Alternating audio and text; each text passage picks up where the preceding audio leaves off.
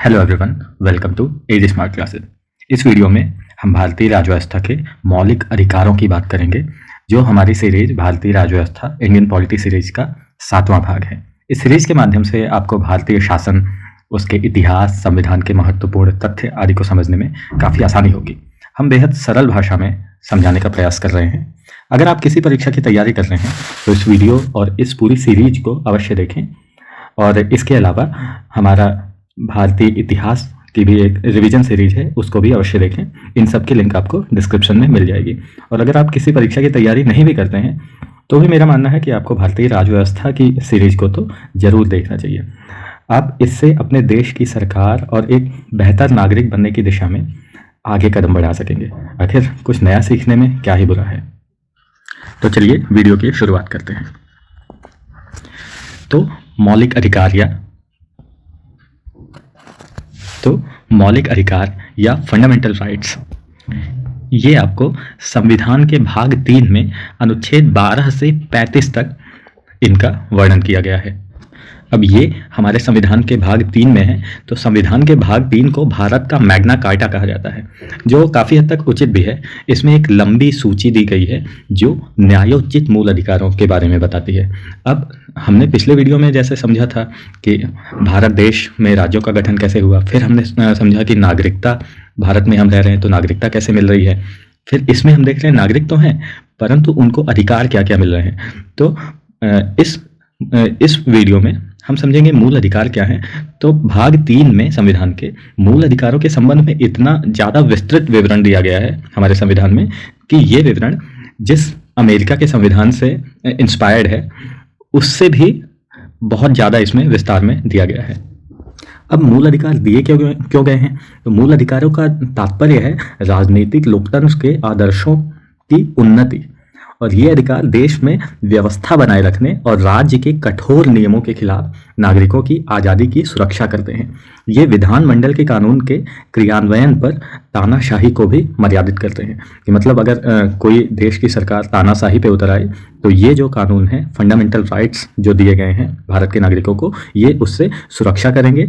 और इसकी सुरक्षा के लिए, इन अधिकारों की सुरक्षा के लिए नागरिक सीधे सुप्रीम कोर्ट में जा सकता है।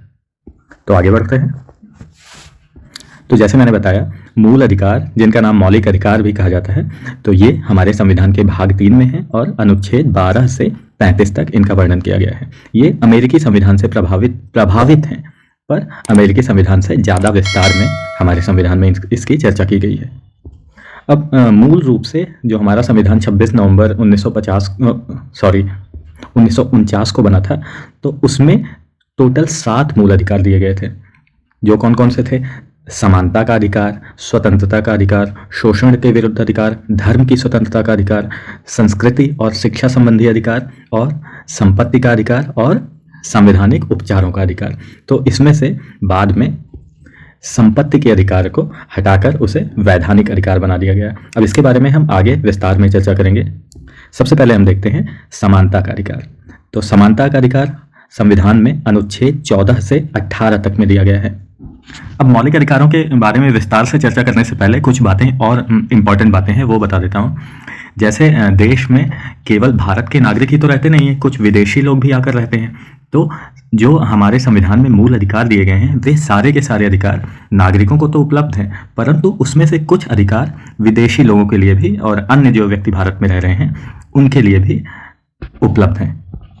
अब संविधान अधिकार तो दे देता है, लेकिन ये संविधान ये मौलिक अधिकार बिना किसी टर्म्स एंड कंडीशन के नहीं होते। मतलब अगर राज्य चाहे तो वह इस पर युक्त प्रतिबंध लगा सकता है। मतलब संसद या संविधान की सीमाओं के भीतर रहते हुए वो इस पर प्रतिबंध लगा सकता है।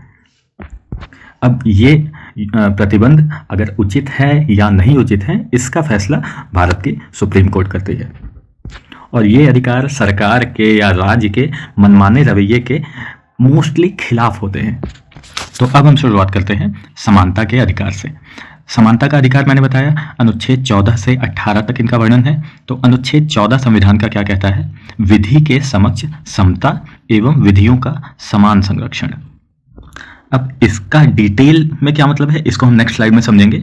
अभी के लिए इतना समझते हैं कि हर व्यक्ति विधि यानी कानून के समक्ष सभी व्यक्ति बराबर हैं, चाहे वह कोई भी हो, कानून से ऊपर कोई नहीं है। तो ये कहता है अनुच्छेद 14। अनुच्छेद 15 क्या कहता है? अनुच्छेद 15 कहता है धर्म, मूल वंश, लिंग और जन्म स्थान के आधार पर विभेद का प्रतिषेध। मतलब संविधान या कानून किसी भी व्यक्ति का धर्म, वंश, लिंग और जन्म स्थान आधार पर विभेद नहीं करेगा। अनुच्छेद 16 कहता है लोक नियोजन के विषय में अवसर की समता। मतलब जहाँ पर भी किसी को रिक्रूट करना हो, जैसे नौकरी लग रही है, तो उसमें ये नहीं देखा जाएगा कि आप इस जगह के नहीं हो तो आपको ये जॉब नहीं मिलेगी या आपको नियुक्त नहीं किया जाएगा। तो लोक नियोजन के विषय में सभी समान हैं। अब इसके कुछ अपवाद भी हैं, जैसे आंध्र प्रदेश और तेलंगाना। अब इन जगहों पर कहा गया है कि सार्वजनिक रोजगार अधिनियम में इसमें उस स्टेट का होना अनिवार्य है। तो ये अपवाद हैं। बाद में मतलब शुरुआत में काफ़ी ज़्यादा स्टेट्स में ये व्यवस्था थी, बाद में और सभी स्टेट्स में हट गई। आंध्र प्रदेश और तेलंगाना में अभी भी यह अपवाद मौजूद है। फिर नेक्स्ट है अनुच्छेद 17। ये कहता है अस्पृश्यता का अंत और उसका आचरण निषिद्ध होगा। मतलब जो छुआछूत है ये बंद किया जाएगा। फिर अनुच्छेद 18 ये कहता है सेना या विद्या सम्मान के अतिरिक्त, अनुच्छेद 18 कहता है सेना या विद्या सम्मान के अतिरिक्त अन्य सभी उपाधियों पर रोक लग जाएगी।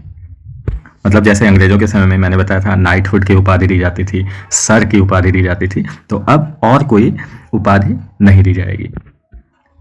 अब इसी में कई एग्जाम्स में पूछ लिया जाता है कि भारत रत्न किस अनुच्छेद के तहत दिया जाता है, तो वो भी आर्टिकल अनुच्छेद 18 के तहत। अब नेक्स्ट है स्वतंत्रता का अधिकार।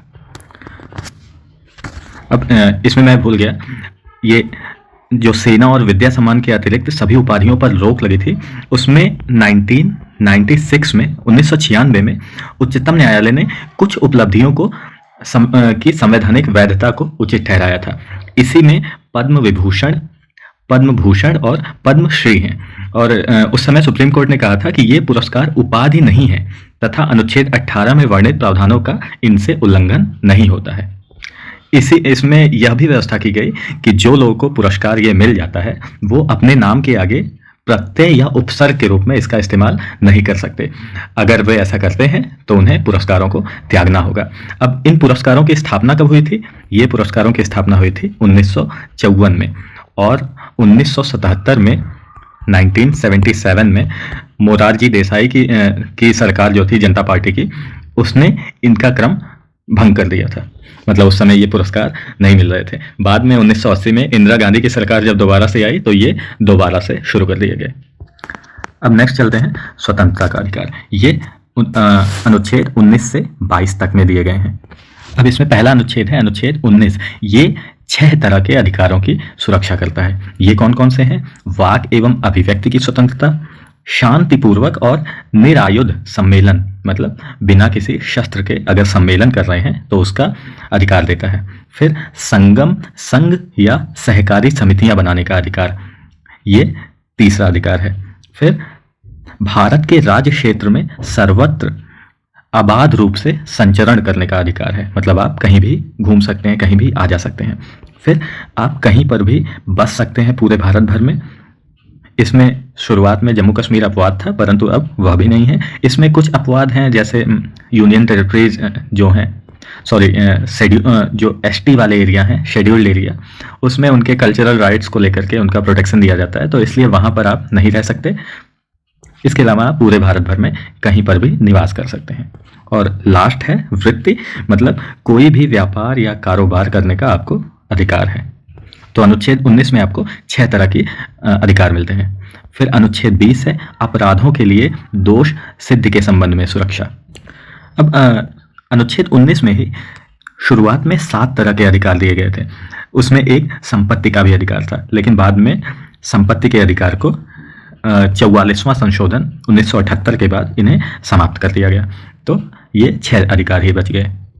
फिर इसी में जो वाक एवं अभिव्यक्ति की स्वतंत्रता है, इसी के अंतर्गत आता है प्रेस की स्वतंत्रता, प्रेस की स्वतंत्रता, और इसी के अंदर प्रदर्शन और विरोध का भी अधिकार मिलता है। लेकिन आपको हड़ताल करने का अधिकार नहीं है। अब वापस अनुच्छेद 20 की तरफ चलते हैं। तो अनुच्छेद 20 किसी भी अभियुक्त या दोषी करार व्यक्ति को, चाहे वो नागरिक हो या विदेशी या कंपनी अथवा परिषद का कानूनी व्यक्ति हो, उसके विरुद्ध मनमाने और अतिरिक्त ढंग से संरक्षण प्रदान करता है। अब इसके तहत 3 व्यवस्थाएं दी गई हैं। पहला तो है कि कोई, जैसे उसने कोई क्राइम किया है तो उस समय जो उस क्राइम के लिए जो दंड है उसे उसी विधि के अनुकूल उसको मतलब सजा दी जाएगी। ऐसा नहीं कि उसने कोई क्राइम किया, बाद में आप उसके लिए कानून बना देते हो तो बाद वाले कानून के तहत उसे सजा होगी, ऐसा नहीं है। दूसरा है इसमें कि एक व्यक्ति को 2 बार उसी काम के लिए सजा नहीं मिलेगी। और तीसरा है कि किसी भी क्राइम करने वाले को अपने ही खिलाफ गवाही देने के लिए बाध्य नहीं किया जा सकता। अब यही वजह है कि जो लोग क्रिमिनल्स होते हैं वो कीप साइलेंट रख लेते हैं, मतलब अपनी बात जबरदस्ती उनसे बुलवाया नहीं जा सकता। अगर वो शांत रहेंगे तो केस लंबा चलेगा, तारीख पे तारीख। फिर अनुच्छेद 21 कहता है प्राण एवं दैहिक स्वतंत्रता का संरक्षण। इसके बारे में हम विस्तार से चर्चा करेंगे। फिर अनुच्छेद 21A कहता है प्रारंभिक शिक्षा का अधिकार। इसके बारे में भी हम चर्चा करेंगे आगे। फिर अनुच्छेद 22 कहता है कुछ दशाओं में गिरफ्तारी और निरोध से संरक्षण। इन सब के बारे में हम आगे की स्लाइड्स में विस्तार पे चर्चा करेंगे।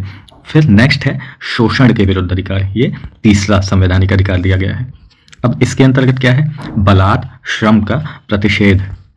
अब इसका मतलब है कि जो जबरदस्ती किसी से कोई कार्य करवाना, इसमें बेगार शामिल है। तो बेगार का मतलब है कि बिना किसी पारिश्रमिक या बिना किसी भुगतान के काम करवाना।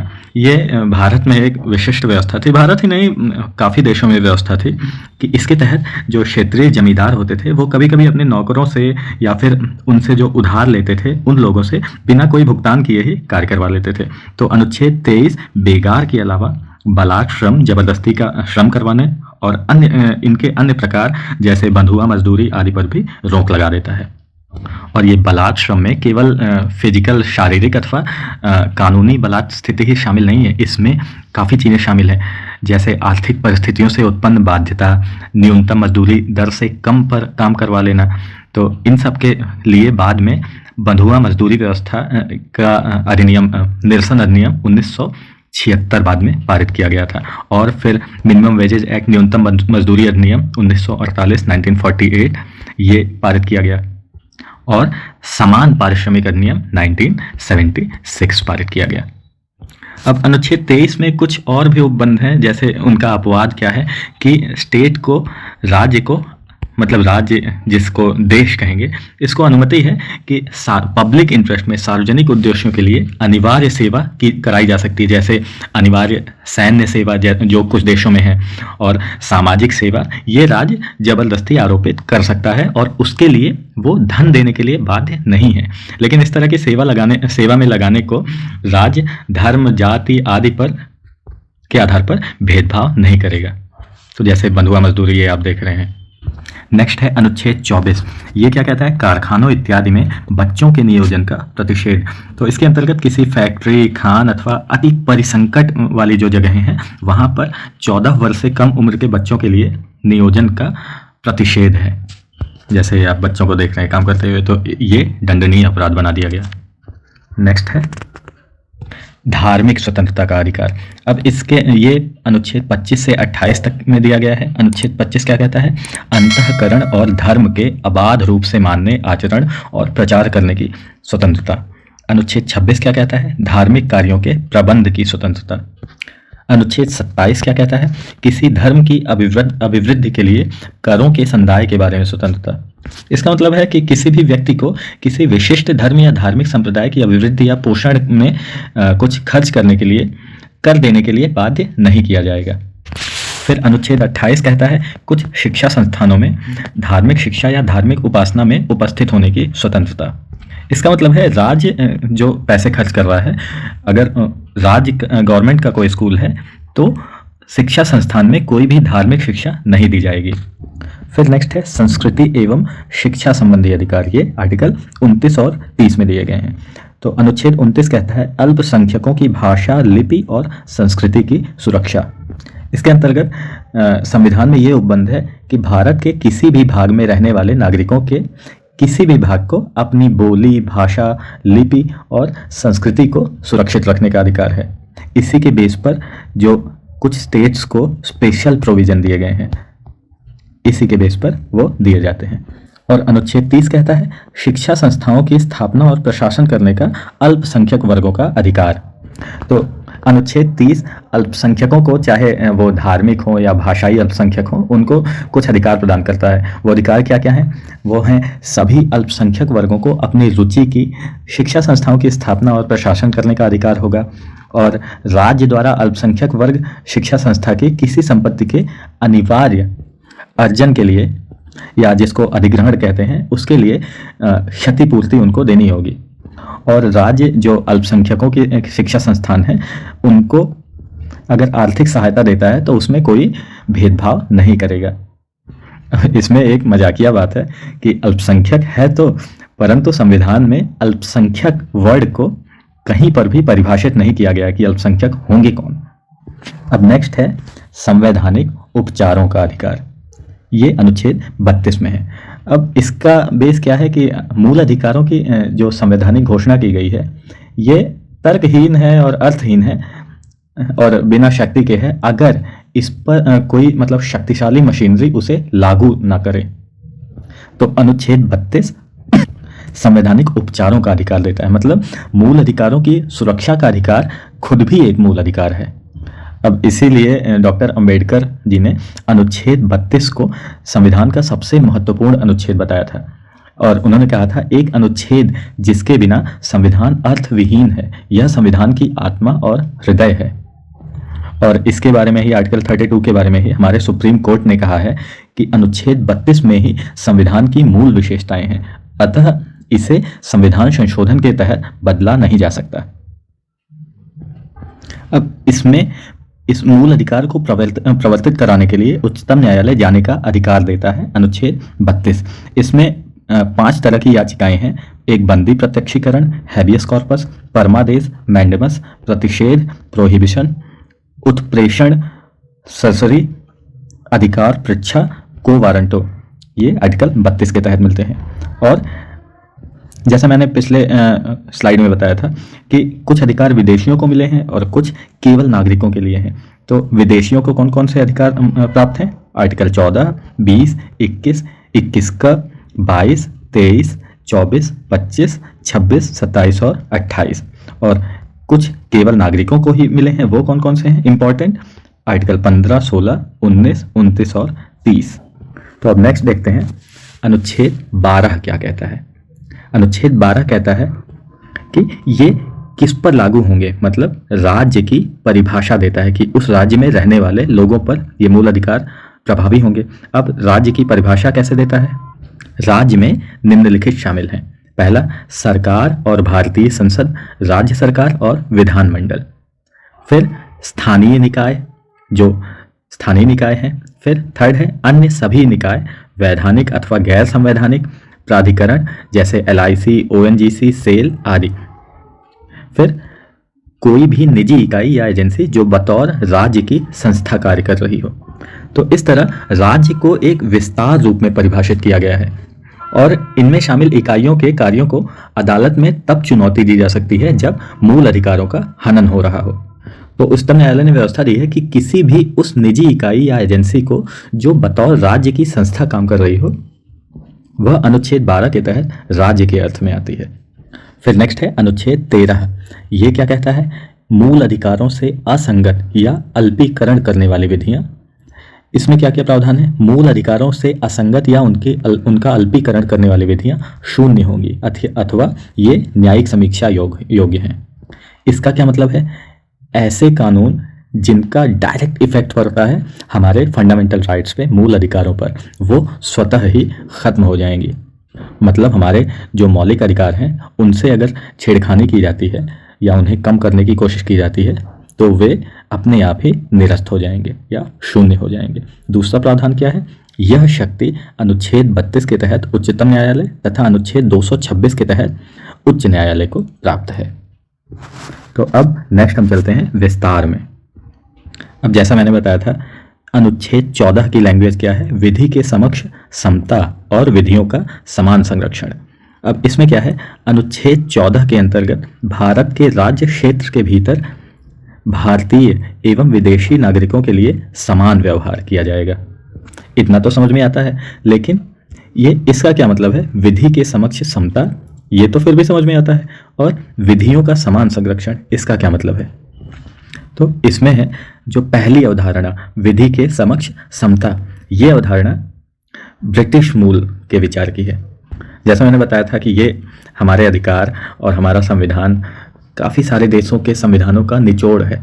तो इसमें आर्टिकल 14 में दोनों बातें दी गई हैं, एक अमेरिकी संविधान की और एक ब्रिटिश संविधान की। तो अनुच्छेद 14 का ये जो पहला टर्म है विधि के समक्ष समता, ये विचार ब्रिटिश मूल से लिया गया है। तो यह अवधारणा किसी भी व्यक्ति के पक्ष में विशेषाधिकार के अभाव को दर्शाती है।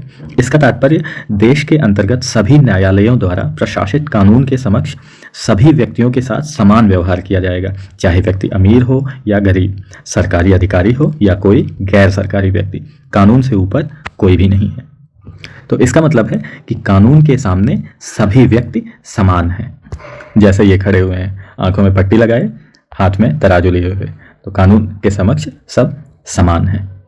जैसे कहते हैं ना अंधा कानून, तो कानून की आंखें नहीं होती, ये नहीं देखता कि कौन सा व्यक्ति कितना बड़ा है और कौन सा व्यक्ति कितना छोटा है। तो नेक्स्ट चलते हैं, दूसरी अवधारणा जो है विधियों का समान संरक्षण। ये अमेरिकी संविधान से प्रेरित है। इसका तात्पर्य है विधि द्वारा प्रदत्त विशेषाधिकारों और दायित्वों के संदर्भ में समान परिस्थितियों में समान व्यवहार और सभी व्यक्तियों के लिए एक ही तरह के कानून का एक जैसे अनुप्रयोग है। अब इसका क्या मतलब है? इसका मतलब है कि जैसे कुछ लोगों को विशेषाधिकार मिले हुए हैं, कुछ बहुत ज़्यादा अमीर हैं, कुछ बहुत ज़्यादा गरीब हैं, तो उनके लिए कानून प्योरली अंधा नहीं होगा। जैसे हम ये देख रहे हैं फोटो में, इक्वलिटी बिफोर लॉ, कानून के समक्ष सभी समान हैं, लेकिन इसमें क्या है? Equal protection of laws. मतलब जैसे ये दोनों बड़े हैं और ये दोनों, इनकी हाइट कम है, तो इनके लिए कानून ने दो टेबल या चेयर जो भी रख दी है, जिससे ये सभी के सभी एक लेवल पर आ गए। तो इसको बोलते हैं इक्वल प्रोटेक्शन ऑफ लॉ या विधियों का समान संरक्षण। अब इसके अंतर्गत क्या है कि जब विधि द्वारा कुछ लोगों को स्पेशल राइट्स मिल रहे हैं, तो अगर दोनों अलग अलग परिस्थिति में हैं, तो पहले दोनों के बीच की असमानता को मतलब दूर किया जाएगा। उन्हें समान लेवल पर लाकर उन्हें कानून के समक्ष बराबर का दर्जा दिया जाएगा। ये फोटो काफ़ी हद तक ये कन्फ्यूजन क्लियर कर देती है। फिर नेक्स्ट पॉइंट है, उच्चतम न्यायालय ने व्यवस्था दी है कि जहां समान और असमान के बीच अलग अलग व्यवहार होता हो, अनुच्छेद 14 वहां लागू नहीं होता। अब नेक्स्ट पॉइंट है, इस प्रकार यह कहा जा सकता है कि पहली अवधारणा जो है विधि के समक्ष समता एक नकारात्मक अवधारणा है। नकारात्मक किस सेंस में? सरकार के सेंस में। सरकार इसको देखेगी कि ये सरकार के लिए यह नकारात्मक है, मतलब यह सरकार की शक्तियों को कमजोर करता है। और दूसरा, विधि के समान संरक्षण, यह सकारात्मक है, मतलब यह कानून को मजबूत करने की दिशा में काम करता है, मतलब लोगों को बराबर लाता है। लेकिन इन दोनों ही अवधारणाओं का उद्देश्य कानून और न्याय की समानता को सुनिश्चित करना है। अब नेक्स्ट है समानता के अधिकार के कुछ अपवाद। अब भाई समानता है, परंतु सभी को तो समानता दी नहीं जा सकती, कुछ लोग विशिष्ट होते ही हैं। उसमें क्या क्या प्रोविजन है? अनुच्छेद 361 ये भाग 19 के जो प्रकीर्ण है उसमें भारत के राष्ट्रपति और राज्यपालों को विशेषाधिकार प्रदान करता है। अब इनको क्या क्या विशेषाधिकार हैं?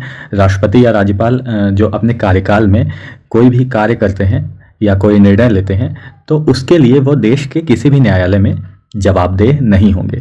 और दूसरा है, राष्ट्रपति या राज्यपाल के विरुद्ध उनकी पदावधि के दौरान किसी भी न्यायालय में किसी प्रकार की कोई कार्रवाई प्रारंभ नहीं रखी जाएगी। तीसरा है, राष्ट्रपति या राज्यपाल की पदावधि के दौरान उनकी गिरफ्तारी या कारावास के लिए किसी न्यायालय से कोई प्रक्रिया प्रारंभ नहीं की जा सकती। तो ये तो विशेषाधिकार राष्ट्रपति और राज्यपालों को दिए गए हैं।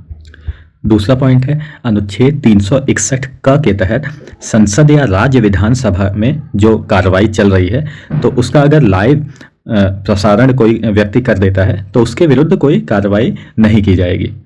थर्ड पॉइंट है, संसद अथवा राज्य विधानमंडल और उनकी समितियों में सदस्यों द्वारा कही गई बात के विरुद्ध न्यायालय में कोई कार्रवाई नहीं की जाएगी। ये अनुच्छेद 105 और 194, 105 संसद और 194 राज्य विधानमंडल के लिए ये विशेषाधिकार हैं। फिर नेक्स्ट है अनुच्छेद 31 ग। तो अब अनुच्छेद 31 ग, ये अनुच्छेद 14 जो समानता का अधिकार है उसका अपवाद है। इसके अनुसार किसी राज्य विधानमंडल द्वारा नीति निर्देशक तत्वों के क्रियान्वयन के संबंध में अगर कोई नियम बनाया जाता है जिसमें अनुच्छेद 39 ख या ग का समावेश है तो उसे उस आधार पर चुनौती नहीं दी जा सकती कि ये अनुच्छेद 14 का उल्लंघन करते हैं। अब अनुच्छेद 39 ख कहता है कि जो भी संसाधन है उनका बंटवारा इस प्रकार किया जाए कि वो समाज के हित में हो। और अनुच्छेद 39 ग कहता है कि ये राज्य के नीति निर्देशक तत्व में है, जिनके बारे में हम अगले वीडियो में चर्चा करेंगे, लेकिन अभी हम समझ लेते हैं। 39 ग कहता है कि जो भी मतलब धन का जो बंटवारा है वो उसका संकेंद्रण ना हो, मतलब ये किसी एक हाथ में ही धन ना रह जाए। तो राज्य अपने हिसाब से अगर समाज के हित में उसे लग रहा है तो वो इस समानता के अधिकार का हनन कर सकता है। तो सुप्रीम कोर्ट इस मामले में कहता है कि जहाँ पर अनुच्छेद 31 ग आता है वहाँ से अनुच्छेद 14 चला जाता है। तो ये हमने बात की अनुच्छेद 31 ग की। फिर नेक्स्ट है विदेशी संप्रभु शासक, राजदूत एवं कूटनीतिक व्यक्ति दीवानी और फौजदारी मुकदमों से मुक्त रहेंगे। मतलब कोई विदेश का शासक आ रहा है या उनका राजदूत है और कोई भी फॉरेन का इम्पोर्टेंट व्यक्ति है तो वो उन पर भारत में दीवानी और फौजदारी के मुकदमे नहीं चलाए जाएंगे।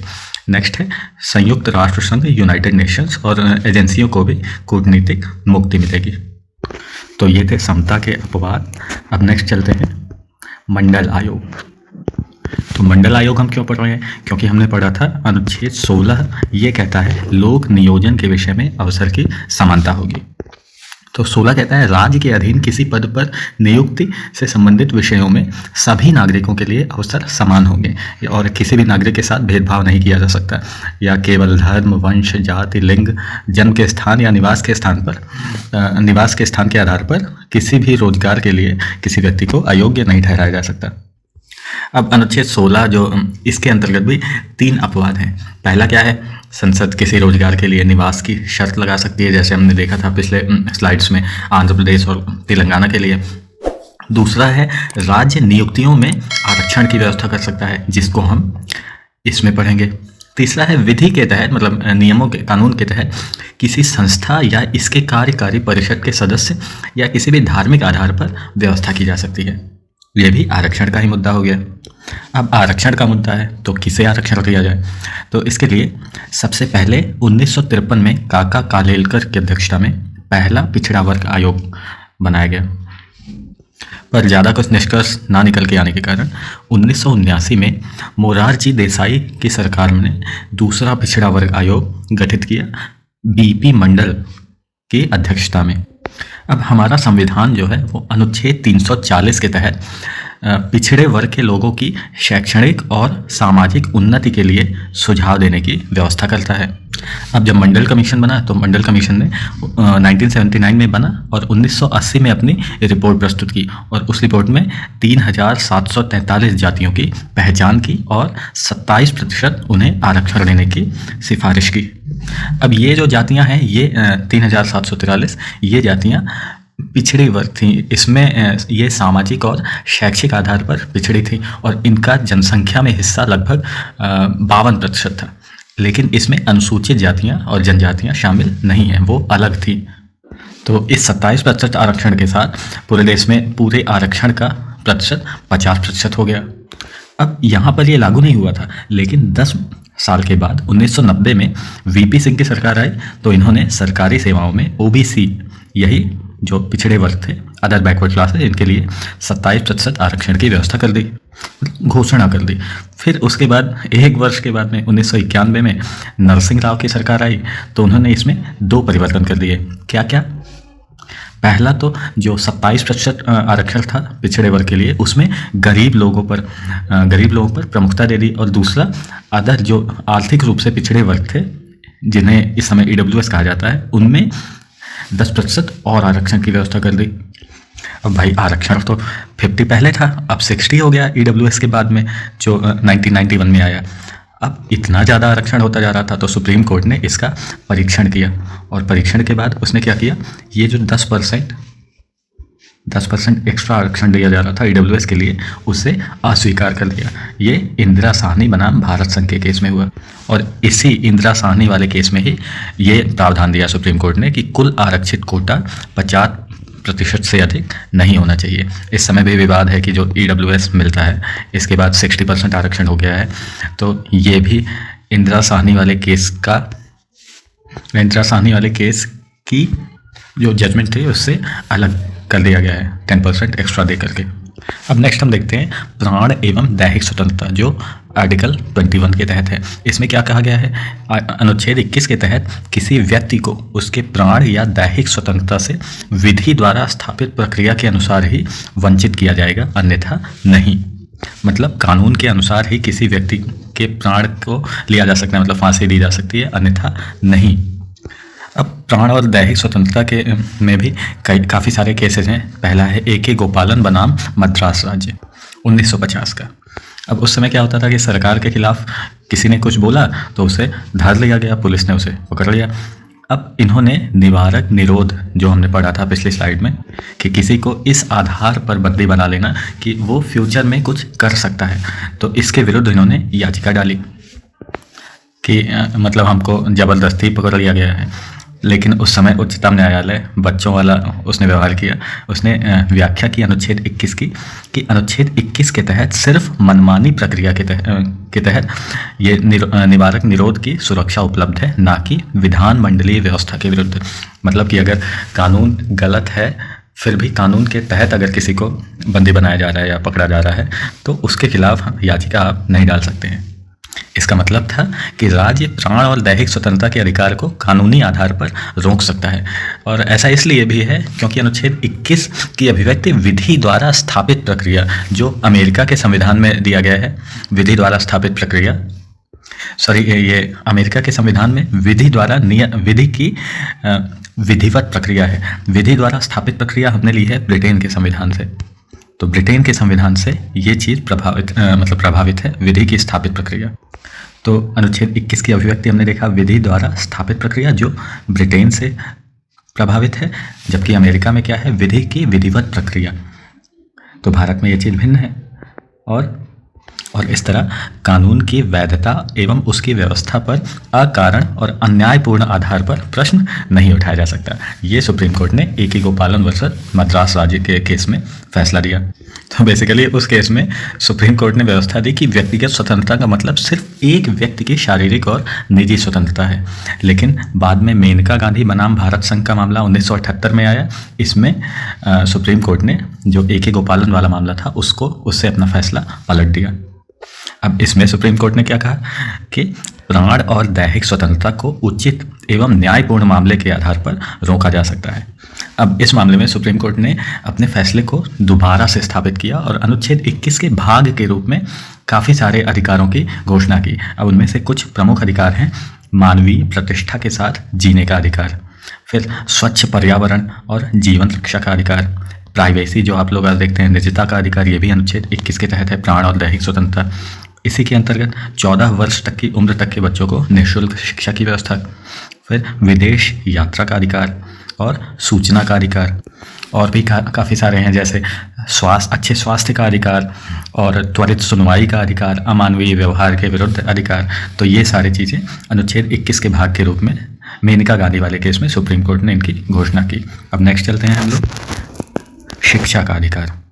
अब शिक्षा का अधिकार अनुच्छेद 21A या 21क के तहत दिया गया है। इसमें राज्य 6 वर्ष से 14 वर्ष की उम्र तक के बच्चों को निःशुल्क और अनिवार्य शिक्षा उपलब्ध कराएगा। तो ये चीज़ें जो हैं ये केवल बेसिक प्राइमरी शिक्षा के लिए हैं, उच्चतर शिक्षा के लिए उपलब्ध नहीं है निःशुल्क शिक्षा।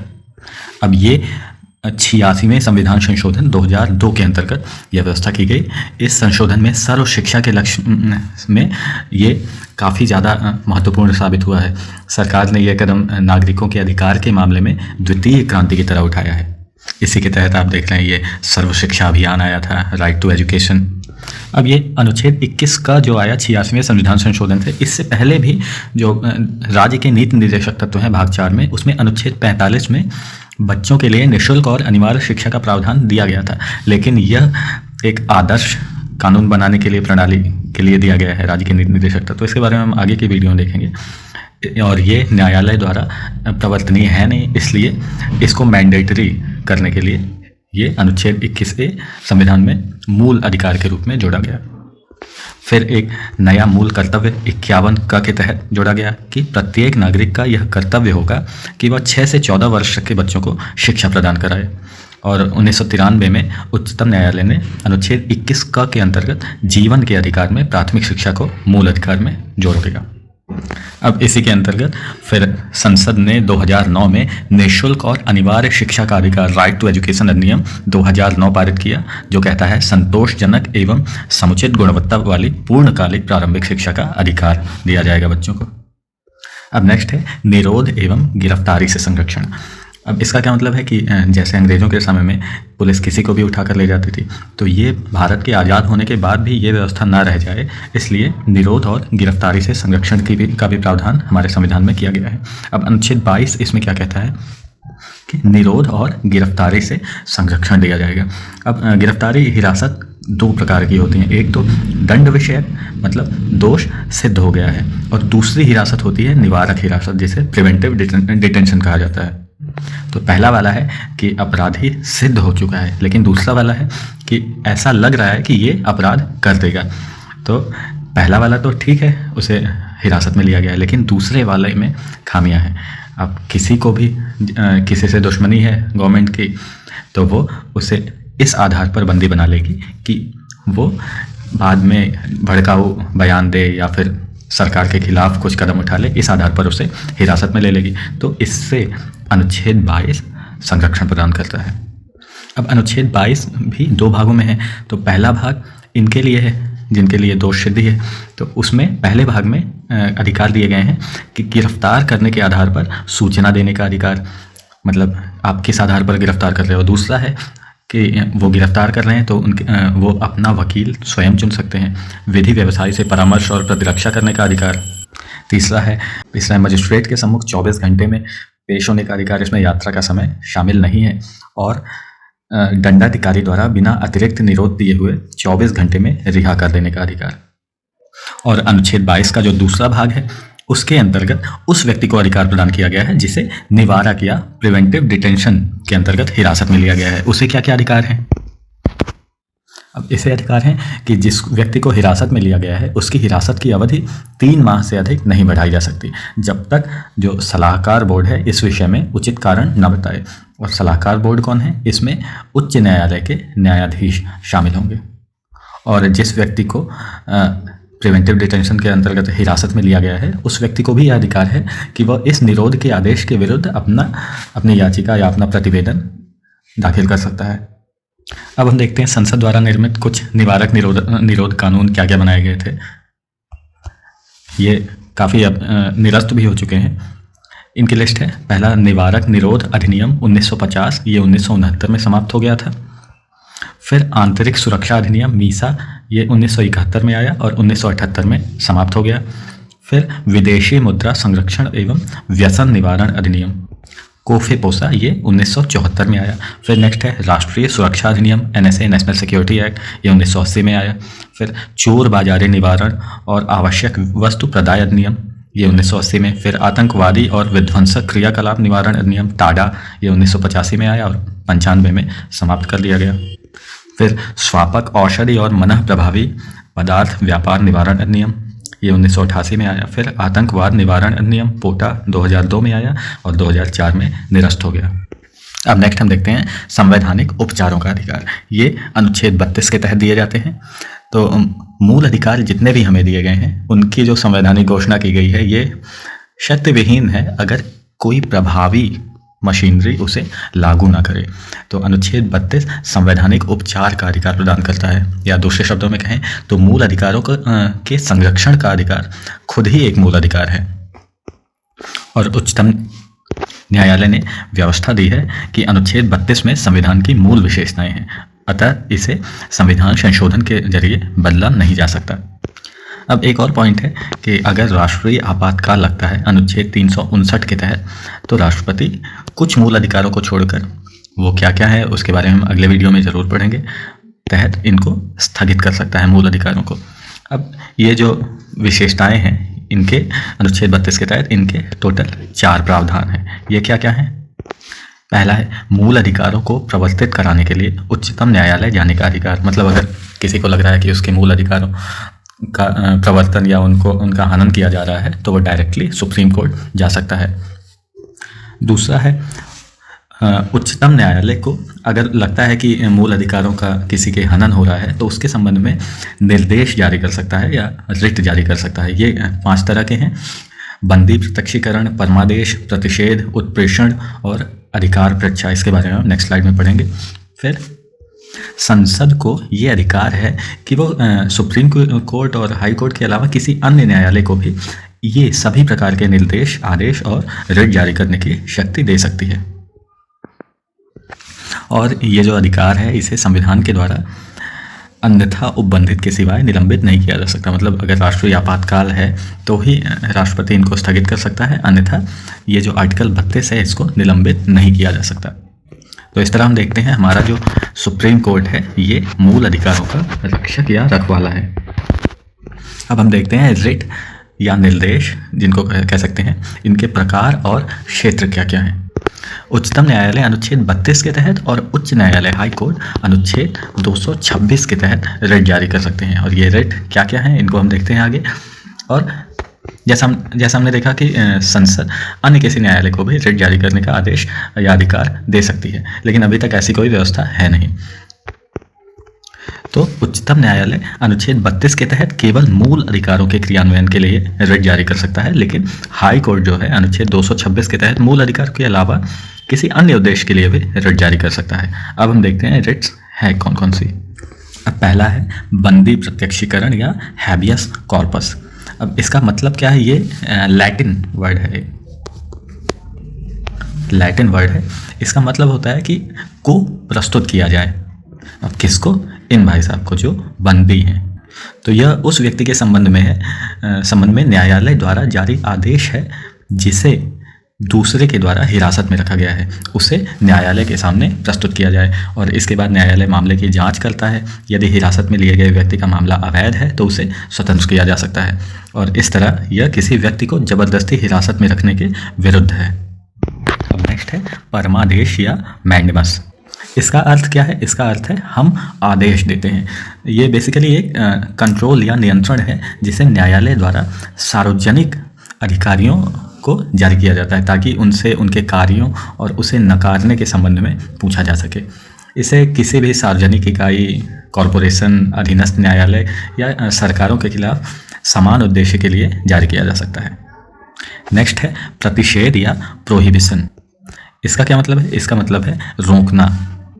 जैसे बड़े वाले जज हैं, ये रोक दे रहे हैं, तो ये किसी उच्च न्यायालय द्वारा अधीनस्थ न्यायालयों को या अधिकरणों को अपने न्याय क्षेत्र से उच्च न्यायिक कार्यों को करने से रोकने के लिए किया जाता है। मतलब जो हायर कोर्ट्स हैं वो अपने निचले अदालतों को कहते हैं कि नहीं ना ना ना बेटा, ये तुमसे तुम्हारे क्षेत्र के बाहर है, बेटा तुमसे ना हो पाएगा, इसे हमें ही करने दो। ये जज साहब गुस्सा रहे हैं कि ये देखो कानून के पेट में छुरा घोंप रहा है, तो ये गुस्सा है और इन्होंने कहा है ना ना ना ना, लाओ मुझे लाओ ये केस, आई हैंडल इट। अब नेक्स्ट है उत्प्रेषण या ससुरारी। इसका अर्थ होता है प्रमाणित होना या सूचना देना।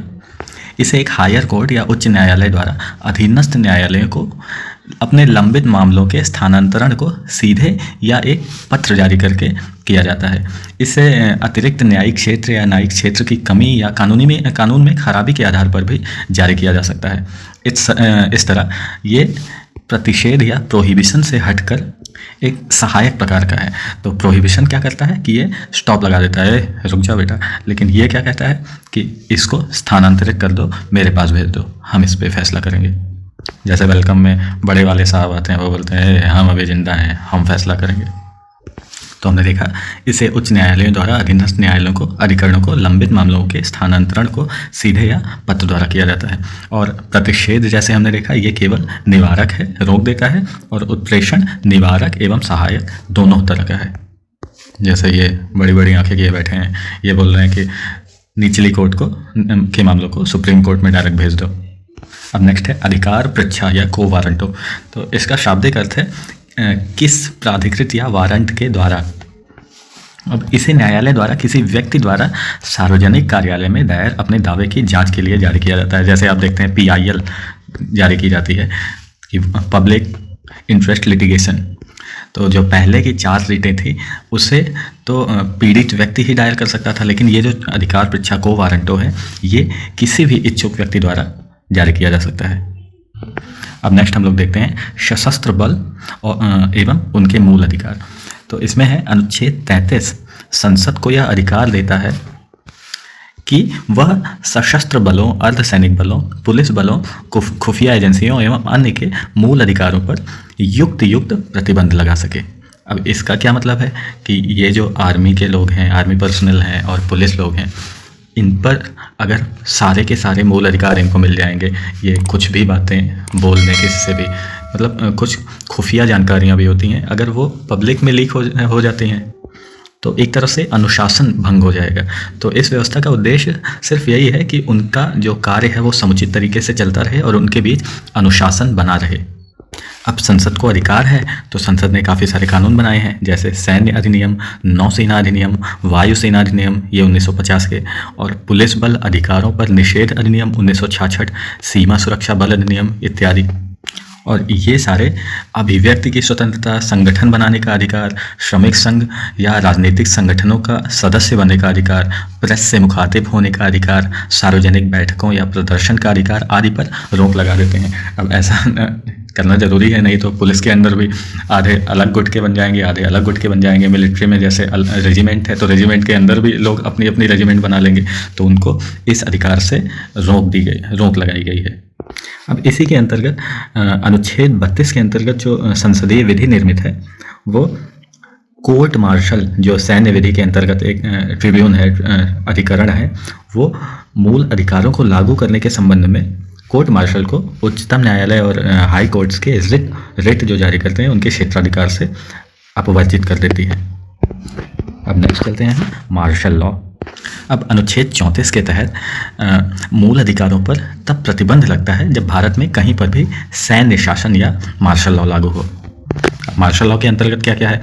मूल अधिकारों को प्रभावित करता है तथा सरकार एवं साधारण कानूनी न्यायालयों को निलंबित कर देता है। कानून एवं व्यवस्था के भंग होने पर उसे दोबारा निर्धारित करता है। अब देखते होंगे मिलिट्री शासन अगर कहीं पर लगा हो तो वो क्यों लगता है? क्योंकि वहाँ पर जो साधारण व्यवस्था है, कानून व्यवस्था, वो भंग हो चुकी है। तो मिलिट्री शासन, मार्शल लॉ लगाकर उसे कानून और व्यवस्था को दोबारा से स्थापित किया जाता है। और फिर उच्चतम न्यायालय ने एक घोषणा की है कि मार्शल लॉ प्रतिक्रियावादी परिणाम के तहत बंदी प्रत्यक्षीकरण रिट को निलंबित नहीं कर सकता। मतलब जबरदस्ती किसी को बंदी बनाया गया है तो वो जो हैबियस कॉर्पस रिट है सुप्रीम कोर्ट की, उसे निलंबित नहीं कर सकता। अब हम संपत्ति के अधिकार की वर्तमान स्थिति देखते हैं। जैसा मैंने बताया था कि आरंभ में 7 मूल अधिकार थे, तो बाद में 44वें संशोधन अधिनियम 1978 द्वारा इस अनुच्छेद को, मतलब संपत्ति के अधिकार को संवैधानिक अधिकार से वैधानिक, मूल अधिकार से वैधानिक मतलब कानूनी राइट, लीगल राइट बना दिया गया। तो मूल अधिकार में जैसे मैंने बताया पहले स्टार्टिंग में 7 मूल अधिकार थे और अनुच्छेद 19(1) च तथा अनुच्छेद 31 के तहत संपत्ति के अधिकार को मूल अधिकार बनाया गया था। इसका प्रीवियस क्या था कि अनुच्छेद 19(1) च ये प्रत्येक नागरिक को संपत्ति को अधिग्रहण करने और उसको रखने और निपटाने की गारंटी देता था। और दूसरी तरफ जो अनुच्छेद 31 है ये प्रत्येक व्यक्ति, चाहे वो नागरिक हो या गैर नागरिक हो, अपनी संपत्ति को, अगर उसकी संपत्ति को कोई ले रहा है जबरदस्ती, सरकार ही ले रही है, तो उसके खिलाफ अधिकार प्रदान कर देता था। अब भारत जैसे नेहरू जी के समय से समाजवादी झुकाव था भारत का। मतलब क्या है कि शुरुआत में जब भारत आज़ाद हुआ उस समय जमींदार लोग थे, आम जनता गरीब हो चुकी थी और एक व्यक्ति के पास इतनी बड़ी ज़मीन है मान लीजिए, और वहीं पे ये एक व्यक्ति है और वहीं पे 1000 लोग हैं, 1000 लोग बाकी बची इतनी सी ज़मीन पर वो रह रहे हैं, उस पर अपना खेती कर रहे हैं। तो एक समाजवादी देश होने के नाते इसकी जो ज़मीन है इसका बंटवारा करना अनिवार्य हो गया। ये करना जरूरी था, लेकिन जो संविधान का अनुच्छेद 19(1) तथा अनुच्छेद 31 ये इसके तहत रोकते थे। मतलब मूल अधिकार है, मूल अधिकारों का वंचन किया जा रहा है, तो आदमी सीधे अनुच्छेद 32 आर्टिकल 32 के तहत सुप्रीम कोर्ट चला जाता था और सुप्रीम कोर्ट तुरंत जो कानून बन रहा है उस पर रोक लगा देता था। तो बहुत ज़्यादा दिक्कतें थी।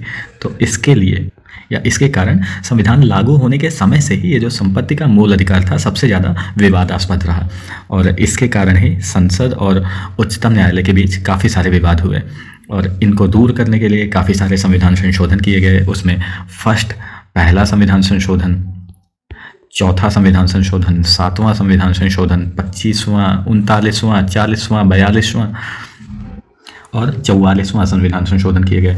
अब जो 42वें संविधान संशोधन थे तब तक अनुच्छेद 31 क, ख और ग को जोड़ा गया, और समय समय पर जो सुप्रीम कोर्ट है उसके फैसले को इस विवादास्पद अधिकार के संबंध में धीमे धीमे कम किया गया। और ये जो मामले जितने भी आते थे वो सारे मामले अपनी निजी संपत्ति के लिए अनुरोध, उनके अधिग्रहण और उनकी क्षतिपूर्ति के लिए, क्षतिपूर्ति का भुगतान। जैसे आज भी किसी की खेती की ज़मीन पे रोड अगर बन जा रही है तो उसको उसका मुआवजा मिलता है, तो उसी मुआवजे के संबंध में ही ये सारे मामले रजिस्टर किए जाते थे। तो धीमे धीमे करके ये पहला, चौथा, 7वां, 25वां, 39वां, 40वां, 42वां इन संशोधनों के जरिए ये धीमे धीमे ये जो संपत्ति का अधिकार मिला था इसके राइट को थोड़ा थोड़ा करके कम किया गया। और फाइनली 44वें संविधान संशोधन अधिनियम 1978 द्वारा मूल अधिकारों में से ये जो संपत्ति का अधिकार था आर्टिकल 19(1) और अनुच्छेद 31 को निरसित कर दिया गया, और भाग 12 में संपत्ति के अधिकार नामक एक शीर्षक से अनुच्छेद 300(a) एक नया अनुच्छेद जोड़ा गया। इसके तहत संपत्ति के अधिकार को संवैधानिक अधिकार बना दिया गया। मतलब अब प्रॉपर्टी रखना आपका लीगल राइट हो गया, ना कि मूल अधिकार। तो अब इसके बाद क्या हुआ? इसके बाद जब राज्य किसी की संपत्ति को अधिग्रहण करता है तो 2 ही मामले पे उसे हर्जाना दिया जाएगा। वो कौन कौन से मामले हैं? पहला, जब राज्य द्वारा किसी अल्पसंख्यक शैक्षणिक संस्थान जो अनुच्छेद 30 के तहत है उसकी संपत्ति का अधिग्रहण किया जाए, तभी उसे हर्जाना दिया जाना मैंडेटरी है, अनिवार्य है। और दूसरा क्या है? जब राज्य उस संपत्ति का अधिग्रहण करे जिस पर व्यक्ति अपनी फसल उगा रहा है। ये अनुच्छेद 31 क के तहत है। तो दैट्स ऑल फॉर नाउ। आशा करता हूँ वीडियो आपको अच्छा लगा होगा।